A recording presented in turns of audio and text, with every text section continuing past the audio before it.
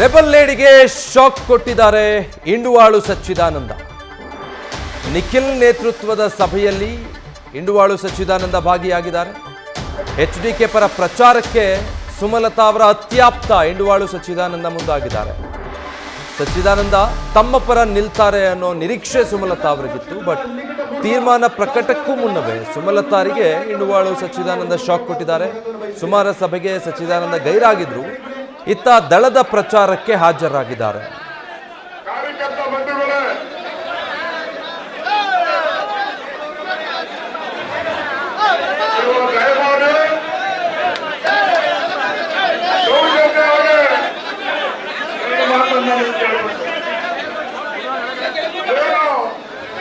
ಇಂಡುವಾಳು ಸಚ್ಚಿದಾನಂದ ಅವರ ಮತ್ತೆ ಸುಮಲತಾ ಅವರ ನಡುವೆ ಕೆಲ ಮನಸ್ತಾಪಗಳಾಗಿದೆ. ಅವರು ಅಂತರ ಕಾಯ್ದುಕೊಂಡಿದ್ದಾರೆ ಅನ್ನೋದೆಲ್ಲ ಇತ್ತು. ಅದಾದ್ಮೇಲೆ ಅವರನ್ನು ಮತ್ತೆ ಒಗ್ಗೂಡಿಸೋ ಪ್ರಯತ್ನಗಳಾಯ್ತಾದರೂ ಕೂಡ ಅದು ಯಾವುದು ಸರಿ ಹೋಗಿಲ್ಲ ಅಂತ ಅನ್ಸುತ್ತೆ.